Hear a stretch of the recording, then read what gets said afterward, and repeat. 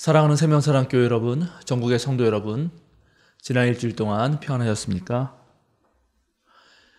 오늘 예배에 참여하신 여러분 모두를 생명과 평화의 예수 그리스도의 이름으로 환영합니다. 오늘은 주연절 넷째 주일입니다. 벌써 2023년 1월 한 달이 다 갔습니다. 여러분 새해 세우셨던 계획들 잘 진행하고 계신가요? 혹시 지금쯤 포기할까 하는 마음이 드시는 분도 다시 한번 마음을 새롭게 다잡고 계속 힘을 내서 진행하시면 좋을 것 같습니다. 작년 1월 30일에는 우리가 코로나로 인해서 대면 예배를 드리지는 못했습니다. 근데 올해는 이렇게 대면 예배와 또 온라인 예배를 함께 드릴 수 있고, 또 정부 발표에 의하면 1월 말쯤 되면 아마 실내 마스크 착용 의무도 해제한다고 합니다. 정말 감회가 새롭습니다. 오늘 예배를 마치고 곧바로 이어서 2022년도 그 결산과 2023년도 목회 계획 보고를 드리는 정기 공동회의를 엽니다. 한 분도 빠지지 마시고 우리 교인들 모두 참여해 주시기 바랍니다. 온라인 교우를 위해서는 실시간 방송도 동시에 진행하도록 하겠습니다. 돌아오는 수요일 2월 1일 아침 6시에 월삭 기도회가 있습니다. 월삭 기도회도 대면으로 그리고 실시간 방송으로 함께 합니다. 가정에서든지 또는 교회에 나오셔서든지 2월 한 달을 시작하면서 기도로 시작하시면 좋겠습니다. 이제 성부, 성자, 성령의 임재를 알리는 세 번의 증울림을 통해서 새해를 맞아서 우리가 마음을 새롭게 하고 정말 영과 진리로 하나님께 예배하려는 여러분들에게 성삼위일체 하나님께서 베푸시는 하늘의 울림이 함께 하시길 기원드립니다.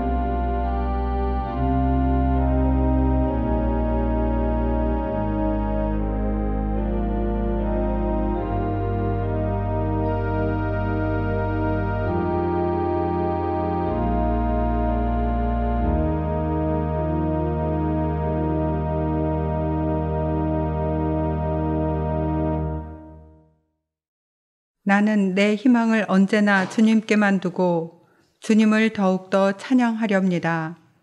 주님께서 이루신 구원의 행적을 종일 알리렵니다. 아멘.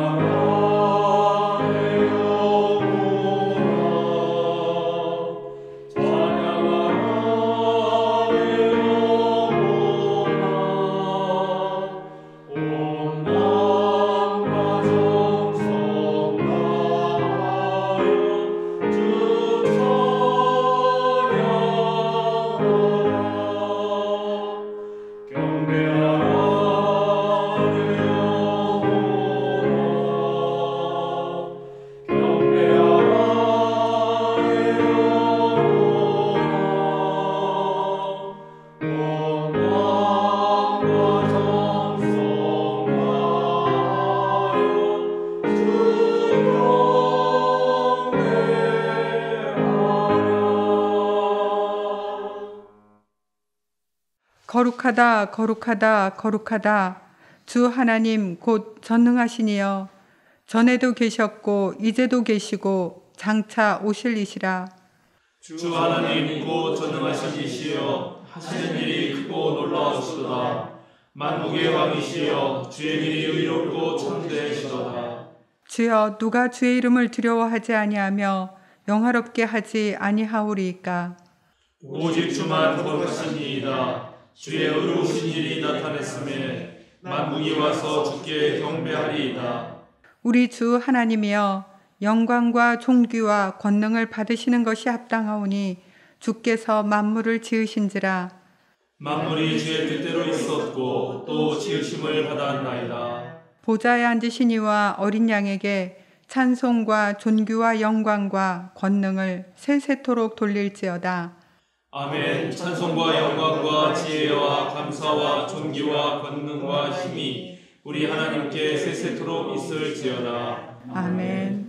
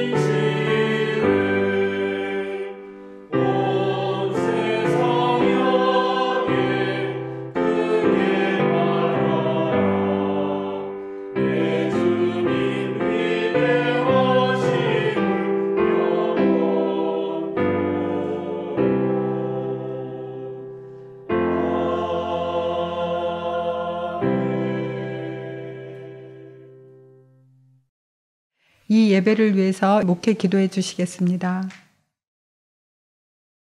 거룩하신 주님, 날씨가 매서운 겨울을 지내면서 생활하기에 힘든 세월을 보내지만 산천의 나무들도 앙상한 가지 그대로 있지만 머지않아 싹이 나고 꽃이 피며 많은 열매를 맺는 기쁨의 때가 올 것임을 믿으며 주님의 말씀에 귀 기울여 주님 부르심의 순종의 삶을 살아가는 자들 되게 하여 주시옵소서.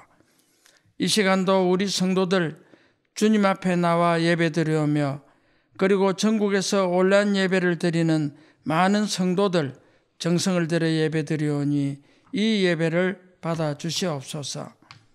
사랑의 주님, 생명사랑교회가 복음의 샘터가 되길 원합니다. 말씀이 메말라가는 이 시대에 복음의 샘물이 전국적으로 흘러넘쳐 목마른 많은 영혼들이 복음의 샘물을 마셔 주님 앞으로 나아가길 원합니다. 생명사랑교회도 많은 성도들이 모여오고 있습니다.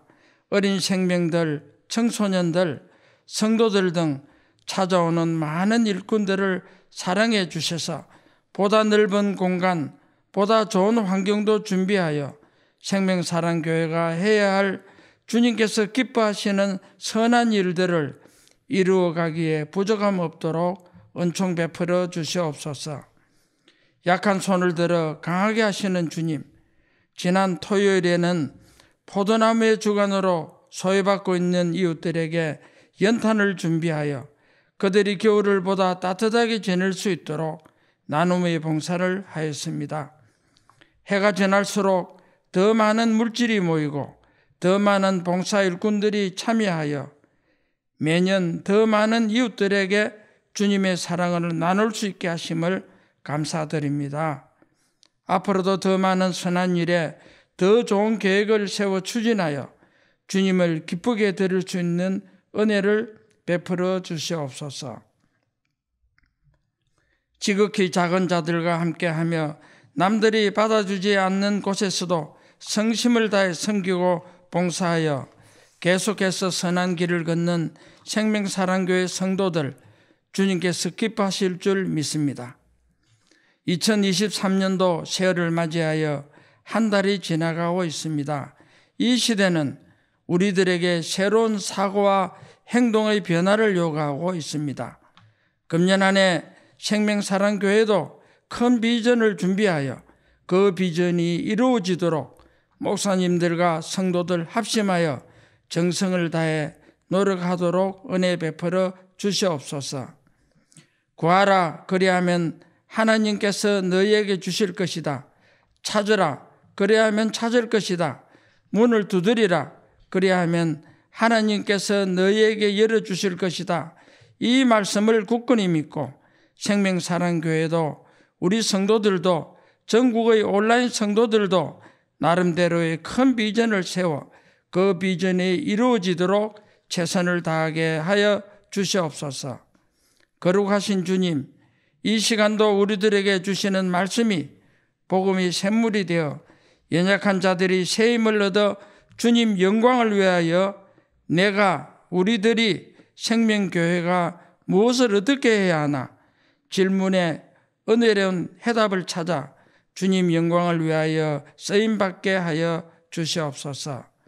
한문덕 목사님, 계획하고 추진하는 목회 계획들이 잘 이루어져 많은 열매를 맺도록 은혜 베풀어 주시오며 많은 목사님들도 주님 영광을 위하여 열심을 다하게 은총 베풀어 주시옵소서. 이 모든 말씀 우리 주 예수 그리스도 이름 의지하고 간절히 기도드립니다. 아멘.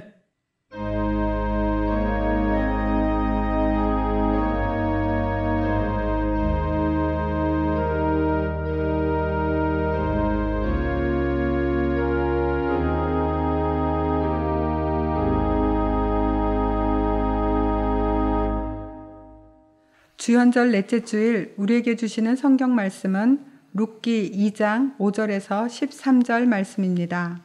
한 절씩 교독하시고 마지막 절은 함께 읽겠습니다. 보아스가 일꾼들을 감독하는 젊은이에게 물었다. 저 젊은 여인은 네 집 안악인가? 일꾼들을 감독하는 젊은이가 대답하였다.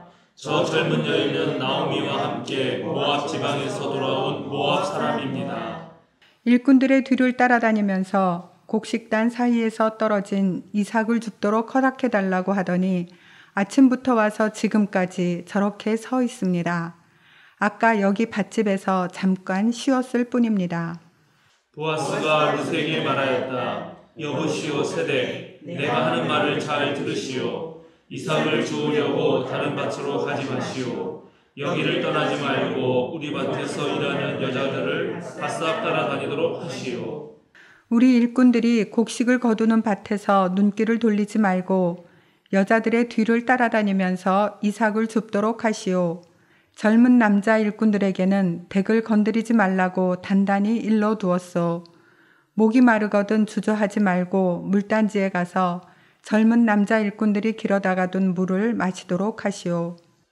그러자 룻은 엎드려 이마를 땅에 대고 절을 하면서 보아스에게 말하였다. 저는 한낱 이방 여자일 뿐인데 어찌하여 저 같은 것을 이렇게까지 잘 보살피시고 생각하여 주십니까? 보아스가 룻에게 말하였다.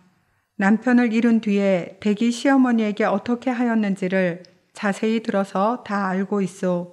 댁은 친정아버지와 어머니를 떠나고 태어난 땅을 떠나서 엊그제까지만 해도 알지 못하던 다른 백성에게로 오지 않았소. 댁이 한 일은 주님께서 갚아주실 것이요 이제 댁이 주 이스라엘의 하나님의 날개 밑으로 보호를 받으러 왔으니 그분께서 댁에게 넉넉히 갚아주실 것이요. 다 같이 룻이 대답하였다. 어른께서 이토록 잘 보살펴 주시니 몸둘 바를 모르겠습니다. 어른께서 거느리고 계신 여종들 축에도 끼지 못할 이 종을 이처럼 위로하여 주시니 보잘것없는 이 몸이 큰 용기를 얻습니다. 아멘. 서울 북로의 목회자들이 함께 부른 인간의 노래를 특송으로 들으시겠습니다. 후에 하나님의 날개 밑이라는 제목으로 한문동 목사님의 말씀이 있겠습니다.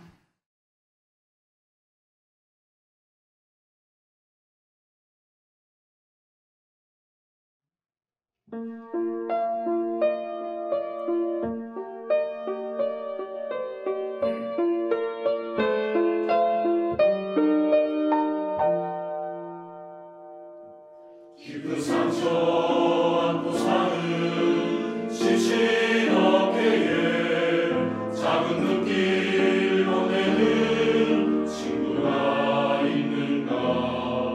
고통 속에 누워 서로 함께 식어가는 차가운 손 잡아줄 당신은 있는가. 이 방에 슬픈 나누고 잊혀진 우리들의 기쁨을 노래하리. 나는 부르리 희망의 노래를 함께 부르자. 인간의 노래.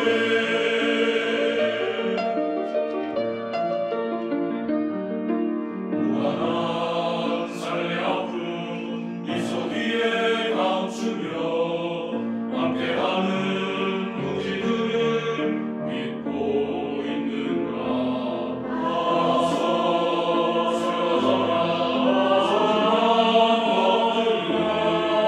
나서롭게 기억하며 살고 있는가.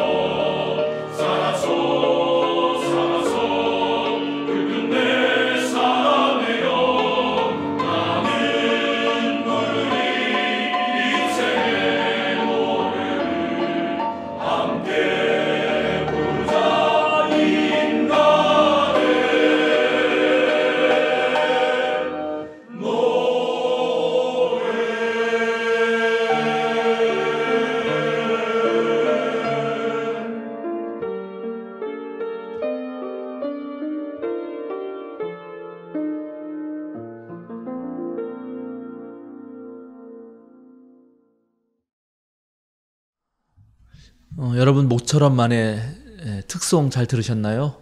저희 서울 북로에 저희 생명사랑교회가 소속되어 있고 해마다 연초에 북로에 속한 모든 목회자들이 신년 목회자 세미나를 합니다. 이번에 2박 3일로 강원도 속초에 다녀왔는데 그 신년 목회자 세미나 기간 동안 우리 목사들이 함께 인간의 노래라고 하는 우리 특송을 함께 불러보았습니다. 일본 철도 노동자들이 파업했을 때 많은 분들이 그 어려움과 고통을 견디지 못하시고 또 많은 분들이 자살을 했는데 그때 온 나라가 함께 그분들의 마음을 또 위로하면서 함께 연대하자는 의미로 지어진 노래입니다. 여러분도 한번 가사를 생각하시고 또 여러분 들어보셔도 좋을 것 같습니다. 2023년 새해가 시작되고 벌써 한 달이 지났습니다. 1월 1일 또 양력 새해 첫날 우리는 많은 계획을 세우죠. 그리고 또 설날이 되면 다시 한번 그 계획들을 이렇게 되짚어 보면서 정말 잘 지켜나가리라고 그렇게 마음을 먹습니다. 물론 작심 3일이라는 말이 있듯이 새해가 될 때 그 세운 계획들이 마음대로 그렇게 차근차근 진행되는 것 같지는 않습니다.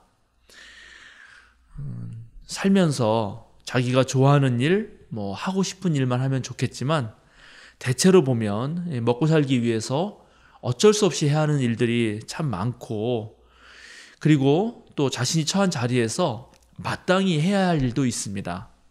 좋아하는 일과 잘하는 일이 다를 수 있고 또 하고 싶은 일과 해야만 하는 일이 다를 수도 있습니다. 내가 잘하면서도 좋아하는 일만 할 수 있다면 그러면 작심삼일이 안 되겠죠. 그러면 정말로 재미있게 신나게 할 수 있을 텐데 그러나 하기 싫어도 해야 하는 그런 일들 속에서 또 새로운 마음으로 새해에 세웠던 그런 계획들이 잘 진행되지 못하는 것 같습니다. 하루 24시간은 정해져 있고 또 우리 사람이 할 수 있는 능력의 한계도 있기 때문에 우리가 모든 걸 다 계획한 것대로 되지는 않고 젊을 때는 거뜬히 해내던 일도 나이가 들어가면 조금만 해도 쉽게 지치고 또 피곤하기도 합니다. 그러면서도 또 우리가 계획은 많이 세우죠. 그런 생각보다 많은 계획을 세우니까 결국은 못 해내는 경우가 참 많이 있는 것 같습니다. 사실 저도 작년 6개월의 안식년 기간 동안에 안식년이 시작되면 이런저런 일을 해야지 하고 많은 계획을 세웠었습니다. 반드시 해야겠다 생각했던 것 중에 하나가 책을 쓰는 일이었는데요. 그거는 시작만 하고 사실 진도가 나가지 못했고 또 좀 더 폭넓은 독서를 통해서 제가 생각하는 몇 가지 신학적 주제들 그리고 좀 더 공부하고 싶은 것들을 정리해야겠다 생각을 했는데 그것도 충분히 하지는 못했습니다. 그래도 전국을 다니면서 우리 온라인 성도들을 만나고 제 동료, 선후배 목회자들 만나서 이런저런 얘기를 나누면서 지금 한국 개신교계의 현실을 파악했던 것은 참 많은 면에서 도움이 되었고 제가 2기 목회를 계획하는데 큰 뭐랄까요 하여튼간 좀 좋은 정보들을 많이 얻게 되었습니다. 또 하나 안식년 동안 좋았던 거는 우리 가족들에게 제가 좀 시간을 낼 수 있어서 그동안 함께하지 못한 것에 대한 부채를 좀 탕감할 수 있었습니다. 교회에서는 안식년이 주어졌지만 노회와 총회와 그리고 학교에서 제게 요청되는 일들을 하다 보니까 6개월의 시간이 금방 지나가 버렸습니다. 이제 안식년을 마치고 다시 교회로 돌아와서 두 번째 목회를 준비하면서 이 새해가 벌써 밝았습니다.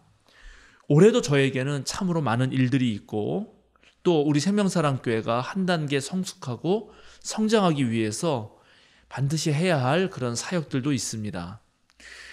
우리에게 주어진 그런 1년의 시간 동안 사역의 경중을 좀 따져가면서 또 먼저 해야 할 일과 나중 할 일들을 구별하고 또 우리 교인들이 각자가 알아서 할 일들과 또 우리 모두가 함께 힘을 모아서 할 일들을 정하고 실천해서 올해도 우리 주님께 아주 좋은 결실들을 드리는 것이 제 마음의 소원입니다.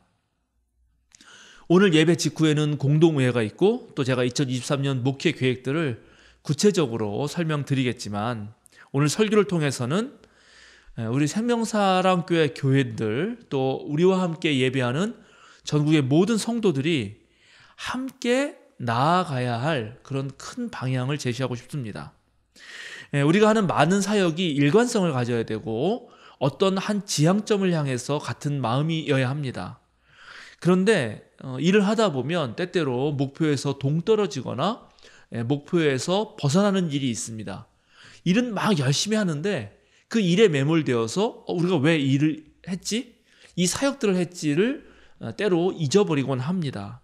그래서 올해 제가 여러분에게 좀 말씀드리려고 하는 목표는 절대 잃어버려서도 안 되고 또 잊어서도 안 되고, 그리고 우리 모두가 그리스도인으로서 어떤 가져야 하는 삶의 태도이고 삶의 자세이기도 하면서 동시에 우리 생명사랑교회가 반드시 지녀야 할 어떤 분위기, 그리고 우리만이 갖고 있는 그런 고유한 특징이기도 해야 하는 그런 목표입니다.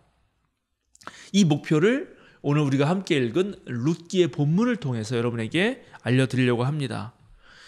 만약 우리가 오늘 제가 여러분에게 드린 이 말씀을 한 해 동안 잘 붙들고 나아간다면 분명히 우리 생명사랑교회는 성령의 능력으로 희망이 넘치는 교회가 될 것입니다.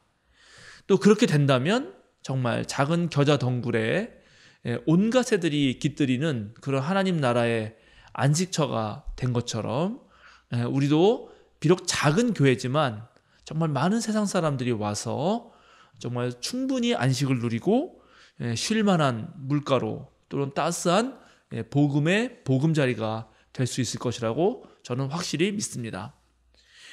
오늘 우리가 읽은 룻기에는 중요한 세 인물이 등장합니다. 룻기라고 되어 있으니까 당연히 룻이 주인공이죠. 그런데 룻 못지않게 나오미와 그리고 보아스도 주연 배우입니다. 룻기의 줄거리는 대체로 이러합니다. 베들레헴에 기근이 들어서 고향 땅을 떠나는 엘리멜렉, 그리고 그의 아내 나오미, 그리고 엘리멜렉과 나오미의 아들 말론과 기료는 모압이라는 땅에 정착을 하게 됩니다. 여기에서 두 아들이 모압 여인 룻과 오르바와 결혼을 했는데 그 땅에 10년 동안 거주하면서 그 사이에 엘리멜렉도 죽고 그 다음에 말론과 기료도 모두 다 사망합니다. 그리고 결국 이제 나오미와 두 며느리 모압 여인만 남게 되는 거죠. 그런데 마침 베들레헴에 이제 기근이 끝났고 다시 양식이 풍성해졌다는 소문을 듣고 나오미가 고향 땅을 향합니다. 그러면서 두 며느리는 모압 여인이니까 너희들 따로 가서 이제 새 살림을 차려라 이렇게 말을 하죠. 그런데 모압 여인 룻은 이 어머니를 따라서 끝까지 베들레헴으로 갑니다. 타지에서 정성스럽게 시어머니를 모시면서 그래서 이삭 줍는 일로 목숨을 연명하는데요. 그러다가 엘리멜렉의 친척이 되는 그 보아스라고 하는 사람 밭에서 일을 하게 되고 그렇게 인연을 맺어서 결국은 이 보아스가 엘리멜렉 가문의 기업 무룩을 통해서 룻을 아내로 받아들여 줬고, 그렇게 해서 둘 사이에 이제 오벳이라고 하는 아들이 태어났는데 바로 이 오벳이 다윗 왕의 할아버지가 되었다 하는 이야기입니다.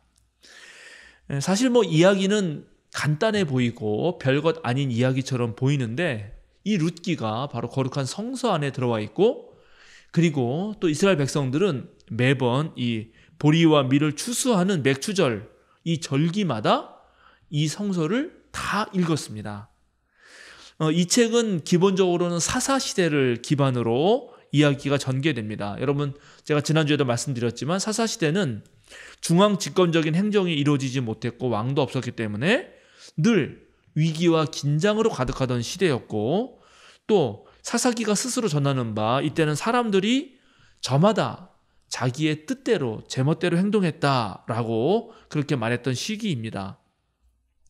그래서 이민족이 침입이라도 하면은 나라는 무척 혼란을 겪었고, 그래서 결국 사람들은 자신들을 다스려줄 왕을 간구했습니다.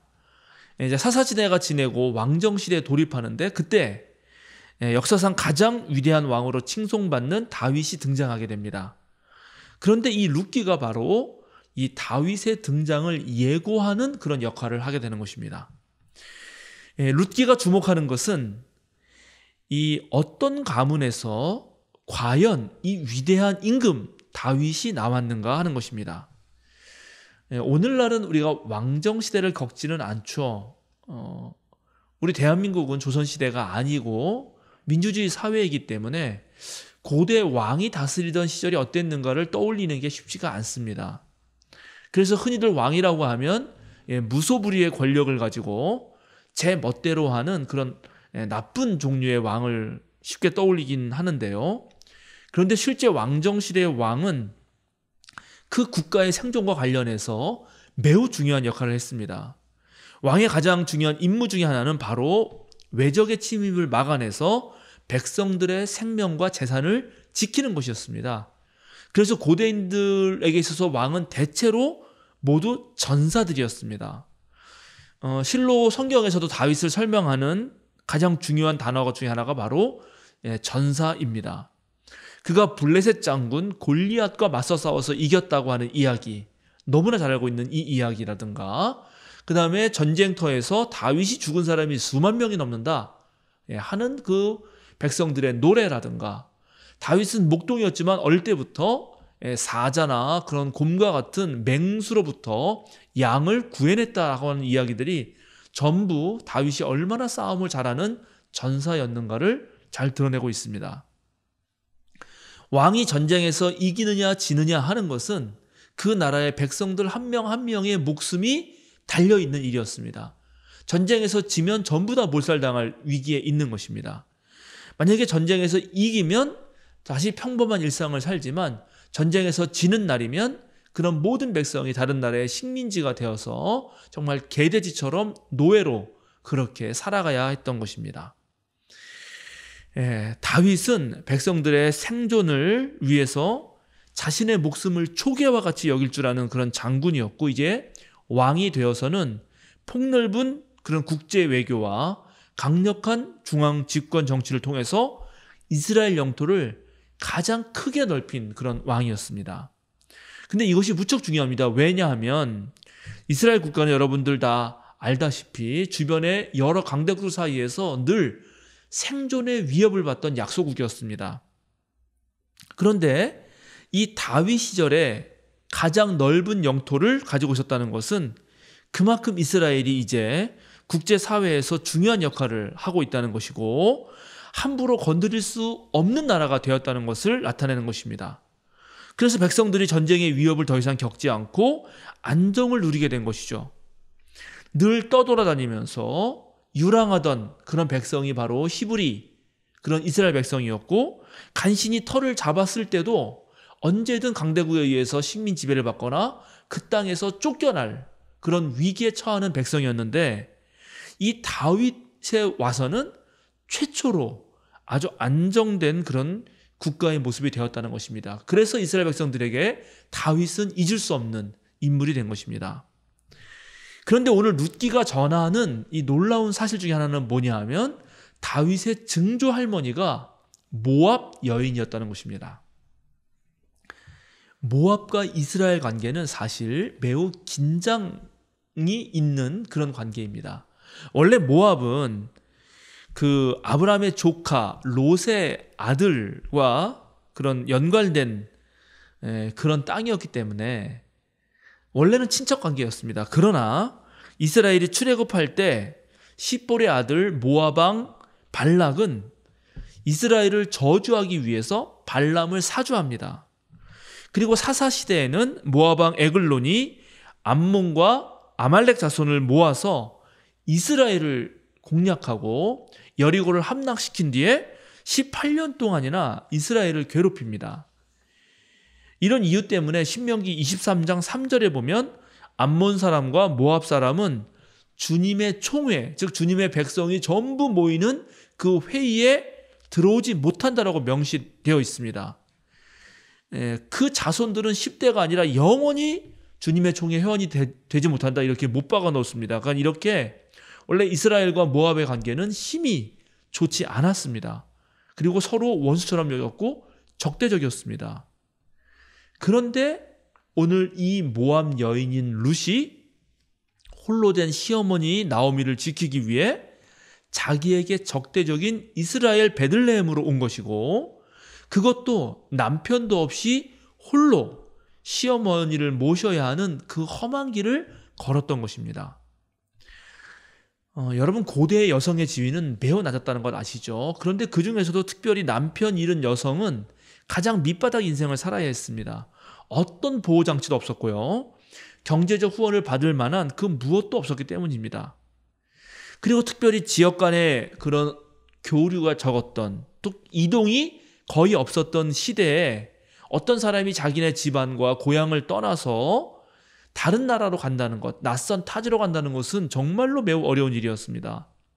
고대 사회에서 혈연과 지연은 개인의 재산과 생명을 보호하는, 그리고 안정되게 살 수 있는 거의 유일한 장치였습니다.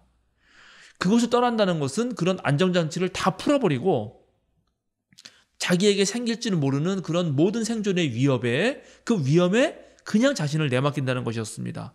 매우 어리석은 거죠. 그래서 고대 사회에서 최고의 형벌은 물론 사형이지만 더 큰 형벌 중에 하나는 자기의 집과 고향으로부터 추방하는 그런 형벌이었던 것입니다. 그런데 오늘 이 룻이 원수 국가의 마을로 들어가는 그 위험한 길을 걸어가고 있는 것입니다.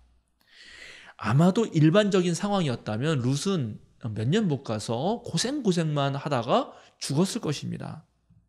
그런데 이런 룻이 오늘 어떤 한 사람의 환대와 호의와 선한 의도 때문에 잘 살아갔을 뿐만 아니라 이제 다윗 왕의 증조 할머니가 되는 것입니다.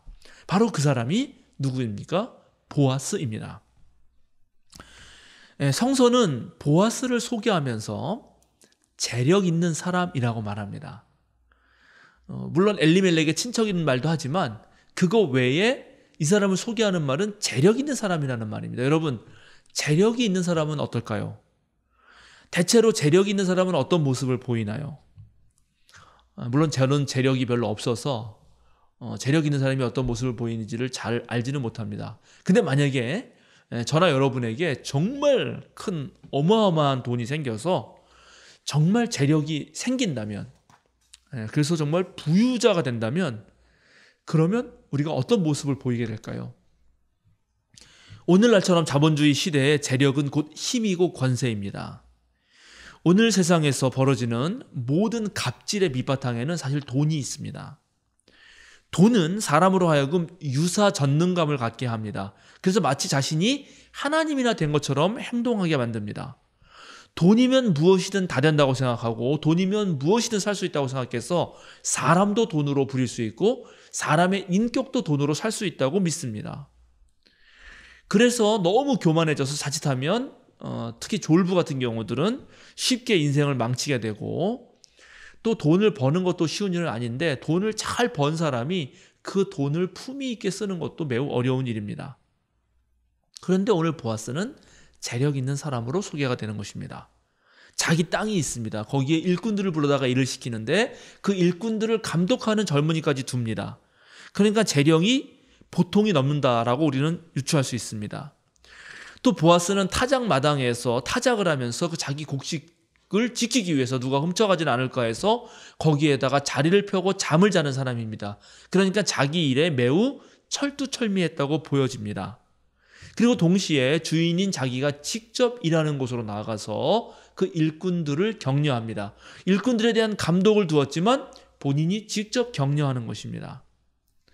그런데 그렇게 나갔다가 이 사람이 룻을 보게 되는데 이 룻에게 보이는 호의는 그야말로 상상 이상입니다. 그는 룻이 자기 밭에서 이삭 줍는 것을 허락했을 뿐만 아니라 혹시 저 이방 여인이 젊은 남자들, 이스라엘 남자들에게 해코지 당할까 봐 그것을 예상하고 그것도 막아줍니다. 또 일할 때 힘들까 봐 물단지에 물을 채우게 하고 그거 마음껏 먹으라고 말을 해줍니다. 그것만이 아닙니다. 같이 식사를 하게 되었는데 그때 빵을 나눠주면서 그것을 소스에 찍어 먹도록 배려하고, 그리고 아주 볶은 곡식, 잘 요리된 곡식까지 내어줍니다. 여기에서 한 걸음 더 나아가서 곡식단을 치우지 않은 밭, 그러니까 곡식단을 다 치우고 남는 곳에서 이삭을 줍는 게 아니라 곡식단을 치우지 않는 밭에서도 이삭을 죽게 하고요. 그리고 심지어 일꾼들을 시켜서 곡식단에서 곡식을 좀 이렇게 떨어내라고 뽑아서 좀 일부러 흘려주라고 그렇게까지 명령을 내립니다. 그러면서 또 이 여인을 괴롭히지 말라고 말합니다. 이런 호의 덕분에 룻은 하루 동안 약 15kg, 성경에는 보리 한 에바라고 되어 있는데 15kg이나 거둘 수 있었습니다. 이 정도의 곡식이면 한 열흘 정도는 먹을 양입니다. 왜 보아스가 이렇게까지 하는가? 이게 신기한 일이죠. 누군가는 저 사람이 이방 여인 룻에게 한눈에 반했구나.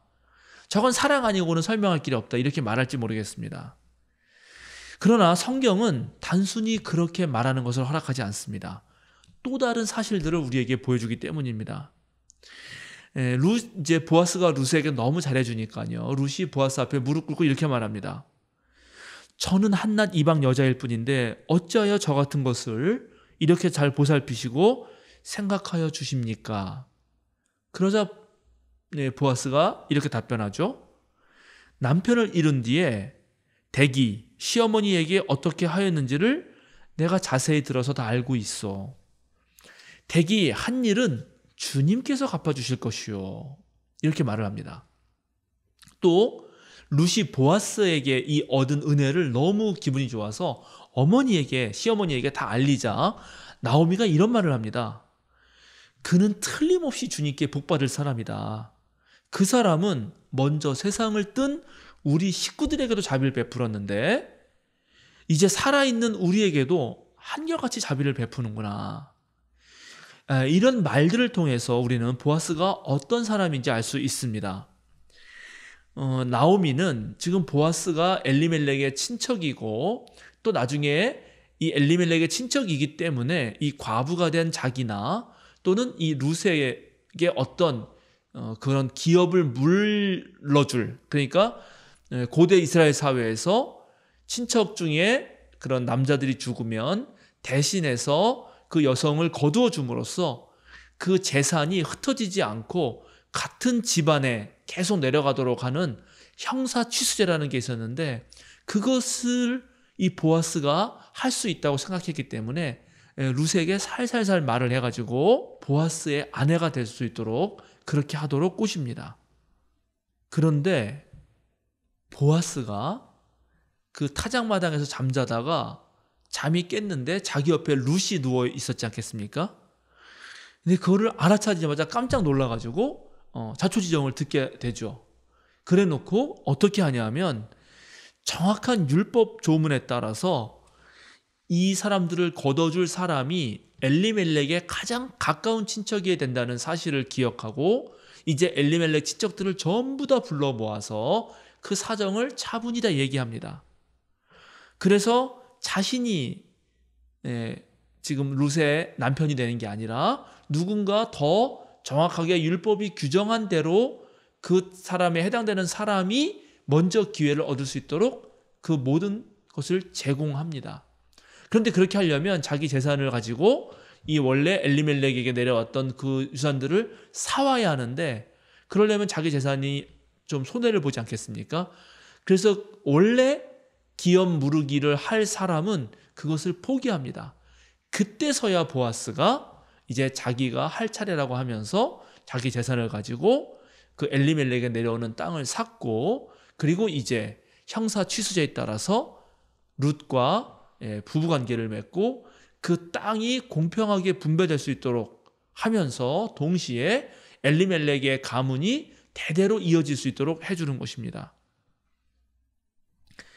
그러니까 보아스가 단순히 룻에게 사랑에 빠졌다 이렇게 말할 수가 없는 거죠. 룻기는 이 이야기를 3장과 4장에 걸쳐서 자세하게 말한 다음에 곧바로 이어서 족보를 나열합니다.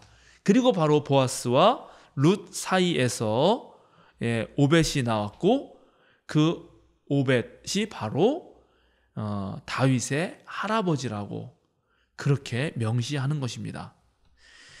룻기는 참으로 이상하고 괴이한 작품이죠. 유대민족의 가장 자랑스러운 왕 다윗이 이방 여자의 혈통이라는 사실을 숨기지 않습니다. 그것이 스캔들인데도 말입니다. 그러니까 룻기는 그것보다 더 다른 깊은 진실을 우리에게 말해주고 싶었던 것입니다.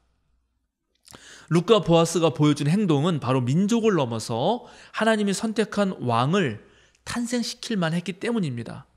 위에서 말씀드린 대로 룻은 시어머니를 모시려고 자신의 고향과 집과 국가와 자신이 모시던 신을 버립니다. 그리고 시어머니의 고향과 시어머니의 집으로 오고 시어머니의 하나님을 섬깁니다. 어머님의 결례가 내 결례이고 어머님의 하나님이 내 하나님입니다. 이렇게 말을 하죠. 룻은 새로운 신앙의 길로 접어드는데 원래 모압에 있었던 모압의 주신인 그모스를 버리고 바로 야훼 하나님께로 귀의하는 것입니다. 모압 사람들은 그모스가 정의로운 신이라고 여겼고 강한 신이기 때문에 모든 전쟁에서 자신들을 지켜준다라고 생각했고 승리로 이끌어준다고 믿었습니다. 근데 그모스에게는 아내가 있습니다. 바로 이시타르 그모스입니다. 또 이런 신만 있는 게 아닙니다. 모압에는 바알 신도 숭배하는 전통이 있고 엘 신도 숭배했습니다. 즉 모압 사람들은 고대의 가장 일반적인 특징을 보이는 다신교적 종교를 지니고 있었던 것입니다.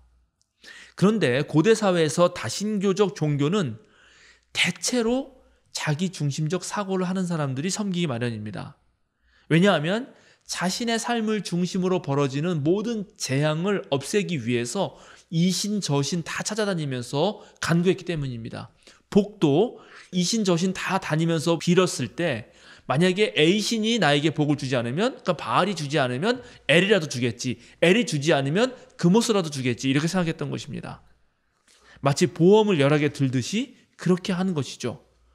그래서 예수님이 너희가 기도할 때 이방신을 섬기는 그런 이방인들처럼 하지 마라 한 것도 이런 걸 두고 한 말입니다. 똑같은 말을 가지고 저 신에게 가서 기도하고 또 다른 신에서 기도하고 이렇게 여러 번 중언부언했던 것이죠. 그런데 고대 유일신교는 다신교보다는 훨씬 더 보편적인 진리를 추구합니다. 즉 내 중심이 아니라 모든 사람이 동일하게 생각하는, 모든 사람에게 동일하게 적용되는 그런 사랑과 자유 또는 자유와 평등, 이런 가치를 따르려고 하는 것입니다. 당장 내 문제를 해결하기 위해 신을 찾는 것이 아니라 반대로 이 세상을 창조하시고 이 세상을 당신의 선한 뜻에 따라서 정의롭게 이끄시는 그 하나님의 뜻에 자신을 맡기려고 했다는 것입니다. 즉 고대의 다신교는 자신의 이익을 위한 종교이지만 고대의 유일신교는 좀 더 보편적이고 도덕적인 가치를 위해서 헌신하는 종교였던 것입니다. 자기 중심이 아니라 보편적 사랑, 인간으로서 차마 시어머니를 홀로 떠나버릴 수 없었던 그 양심의 소리를 따랐던 그 룻이 마땅히 섬겨야 하시는 야훼 하나님이었던 것입니다. 이제 그 하나님을 찾아서 이방 땅에 온 룻을 보아스는 바로 그 하나님의 환대와 하나님의 호의로 받아들였던 것입니다. 보아스가 룻에게 하는 말을 여러분 들어보시기 바랍니다.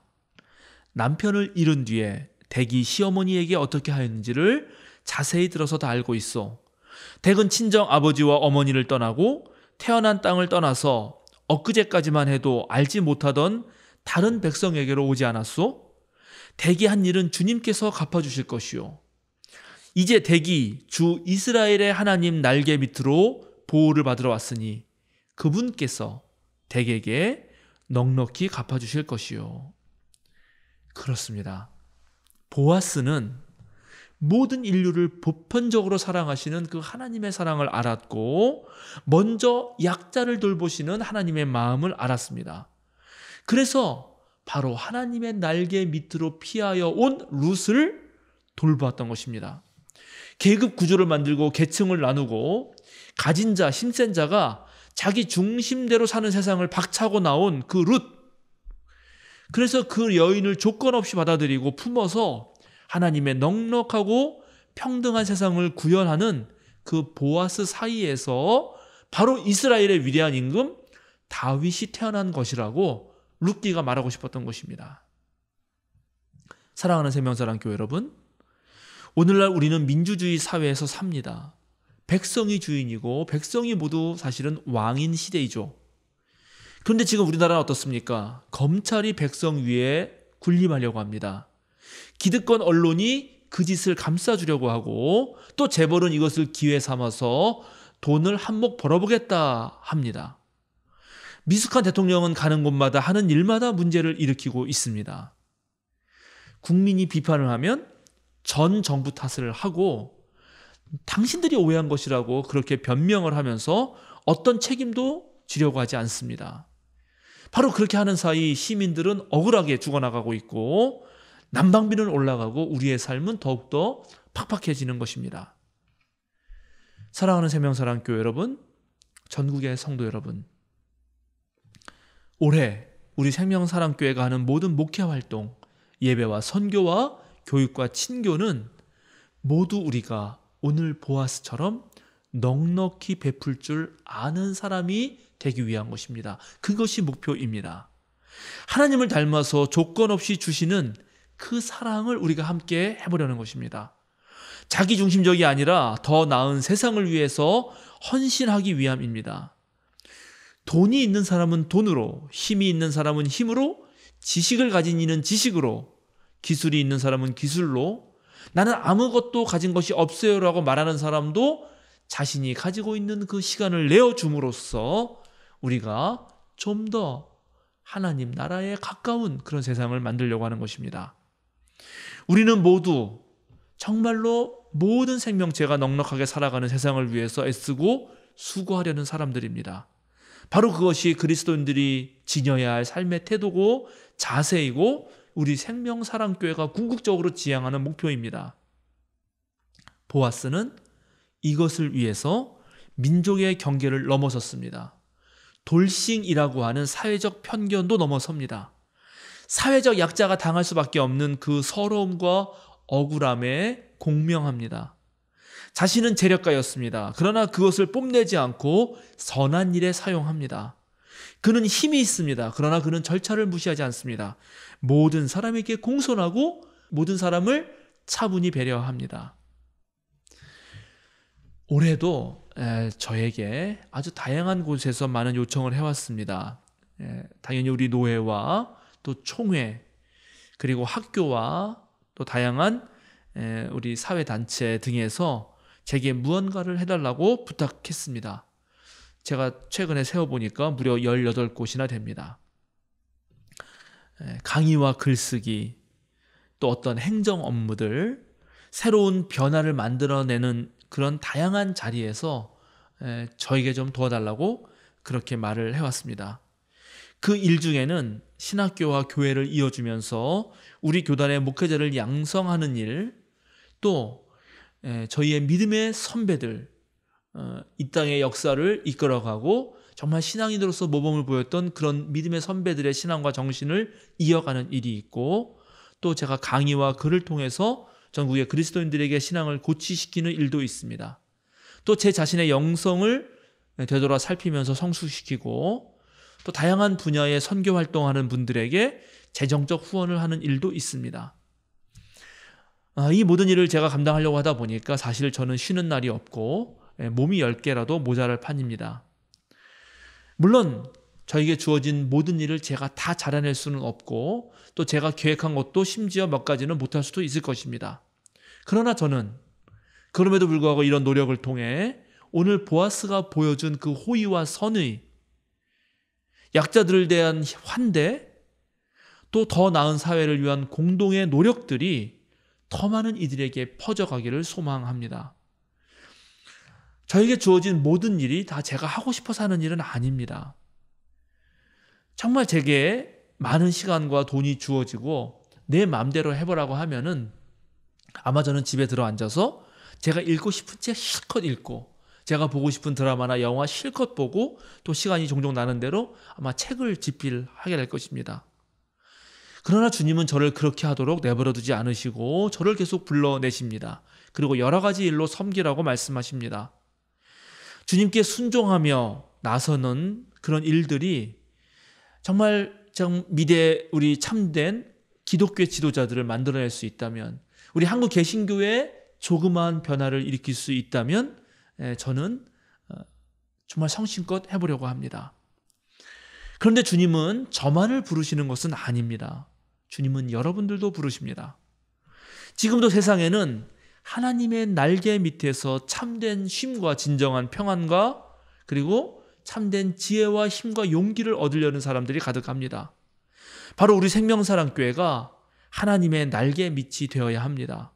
그것을 위해서 우리는 보아스에게서 배워야 하고 룻에게서 결단과 용기를 얻어야 합니다.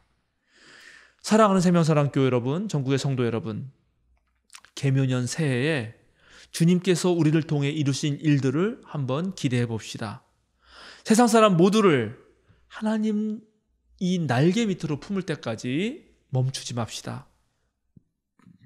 새 시대는 새 일꾼이 필요합니다. 우리가 모두 그런 일꾼이 되도록 노력합시다. 저는 저와 여러분이 주님으로부터 올해 마지막이 됐을 때 이런 칭찬을 듣기를 원합니다. 잘했다. 충성된 종아, 내가 작은 일에 충성하였으니 내게 많은 일을 맡기겠다. 이제 와서 나의 잔치에 함께 참여하여 기쁨을 누리자. 다 함께 기도하겠습니다. 암탉이 자기 날개 아래 병아리들을 모으듯 세상의 모든 생명을 품으신 하나님, 올 한 해 우리가 모두 주님의 날개 밑에 모이길 원합니다.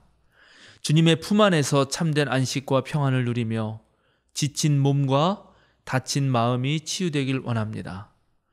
또한 우리가 주님의 백성이 되고 주님의 사자가 되어 보아스처럼 약한 자의 이웃, 눈물 흘리는 자들의 눈물을 닦아주는 자가 되길 원합니다.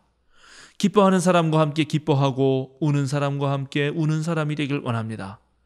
우리 생명사랑교회가 작지만 세상을 품는 교회가 되길 원합니다.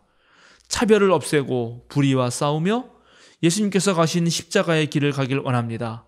길을 내고 진리와 함께 기뻐하며 언제나 사라지지 않는 믿음과 소망, 사랑의 길을 만들길 원합니다. 우리의 발걸음에 함께 해주시고 주님의 능력과 지혜로 우리를 이끌어 주소서. 늘 우리 곁에서 스승이 되시는 예수 그리스도의 이름으로 기도드립니다. 아멘.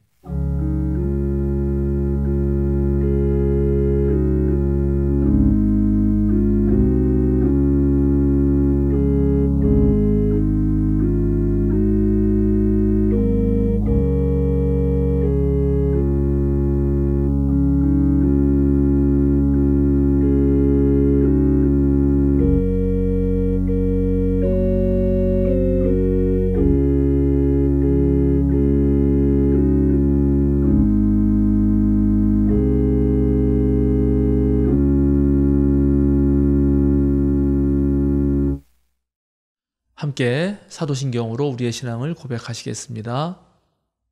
나는 전능하신 아버지 하나님 천지의 창조주를 믿습니다. 나는 그의 유일하신 아들 우리 주 예수 그리스도를 믿습니다. 그는 성령으로 잉태되어 동정녀 마리아에게서 나시고 본디오 빌라도에게 고난을 받아 십자가에 못 박혀 죽으시고 장사된 지 사흘 만에 죽은 자 가운데서 다시 살아나셨으며 하늘에 오르시어 전능하신 아버지 하나님 우편에 앉아 계시다가 거기로부터 살아있는 자와 죽은 자를 심판하러 오십니다. 나는 성령을 믿으며 거룩한 공교회와 성도의 교제와 죄를 용서받는 것과 몸의 부활과 영생을 믿습니다. 아멘. 오늘은 1월 마지막 주일입니다. 우리가 온라인 예배에서는 한 달에 한 번씩 감사를 드렸던 손길을 기억하면서 감사 기도를 드립니다. 여러분 함께 주님께 감사하며 기도하겠습니다. 우리의 깊은 곳까지 아시는 하나님, 지난 한 주간 우리를 지켜주심에 감사를 드립니다. 주님의 자녀로 담대하게 살겠다고 매주일 다짐하지만 정글 같은 세상에서 살다 보면 어느새 흐트러진 우리 자신을 보게 됩니다. 주님, 우리 마음에 불어오는 파도를 잔잔케 하소서. 몰아치는 광풍과 내리치는 폭풍을 진압하여 주소서. 주님 안에서 우리 영혼이 온전히 평화를 되찾고 하나님께서 우리 안에 쉬시도록 우리 영혼이 고요함을 되찾게 하여 주소서. 오늘 주님 앞에 나올 때 감사의 예물을 가지고 나왔습니다. 모든 것이 주께로부터 왔으니 모든 것을 주님께 드립니다. 우리의 생명과 삶과 이 감사의 예물을 받아 주소서. 주님께 봉헌한 이 예물이 하나님 나라의 사역이 왕성하게 일어나는 데 쓰이게 하시고 우리의 구체적인 사랑의 행동을 통하여 오직 하나님만 영광을 받으소서. 우리가 나누어 줌으로써 진정한 하나님의 자녀가 되게 하여 주소서. 우리 주님 예수 그리스도의 이름으로 기도드립니다. 아멘.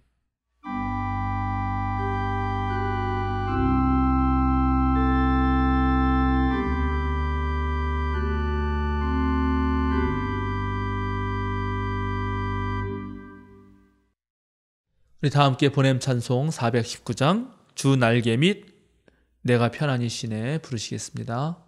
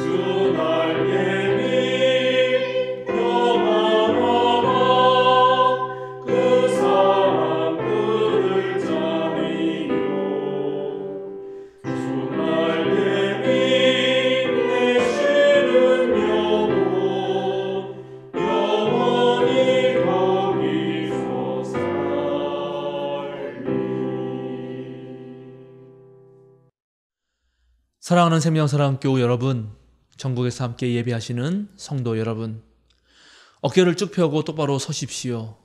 세상으로 당당하게 그리고 힘차게 걸어나가십시오. 자유인으로 사십시오. 우리 모두가 참된 그리스도인이 되어 세상 사람들을 우리 주님 하나님의 날개 밑으로 이끄십시다. 그리고 우리 모두가 주님의 날개가 됩시다. 함께 기도하겠습니다.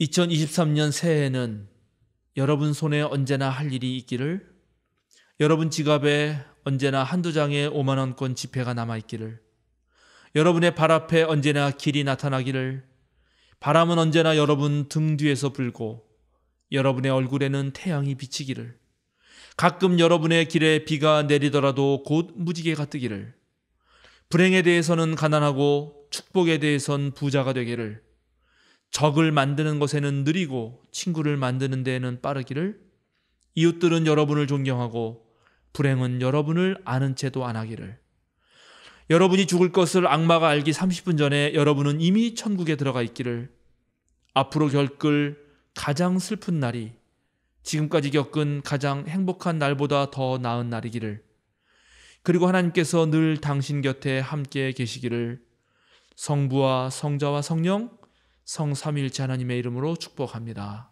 아멘.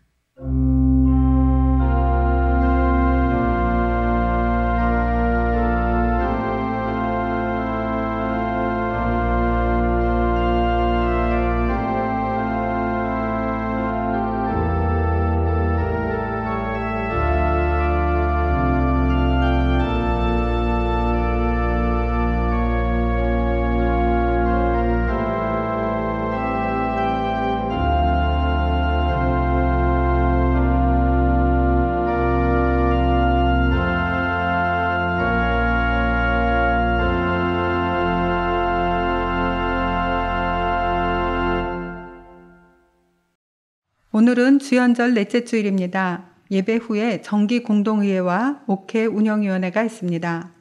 기부금 영수증을 발급합니다. 필요하신 분들은 교역실로 알려주시기 바랍니다. 오늘 저녁 7시 30분 사도신경 모임이 있습니다. 어제 연탄 봉사를 잘 마쳤습니다. 후원과 봉사로 함께해 주신 모든 분께 감사드립니다. 2023년부터 교인들의 친교와 목회적 돌봄을 위해 기존의 구역을 대체하는 아가페 모임을 새로 신설했습니다. 각 아가페별 모임 구성원과 섬기민은 예배당 뒤편과 전교인 카톡방에 게시했습니다. 2023년 생명사랑 신앙마당 신청을 받습니다. 신청 명단에 이름을 적어주시기 바랍니다. 또 2023년 청소와 기도 담당 신청도 받습니다. 날짜를 확인하시고 이름을 적어주시기 바랍니다. 2월 1일 수요일 오전 6시 월삭 기도회가 있습니다. 현장 예배와 실시간 방송을 병행합니다. 2월부터 매월 첫째 주일 오후에 한문동 목사님의 성숙한 그리스도인의 신앙생활 특강이 있습니다. 2월 5일 주일에 시작합니다. 이번 주 생일자는 31일 오수정, 2월 2일 이상엽, 2월 3일 박사영입니다. 축하드립니다. 다른 광고는 주보를 참조해 주시기 바랍니다. 오늘 함께 예배드릴 수 있어서 감사합니다. 오늘 함께 누린 은혜로 한 주간 승리하시기 바랍니다. 감사합니다.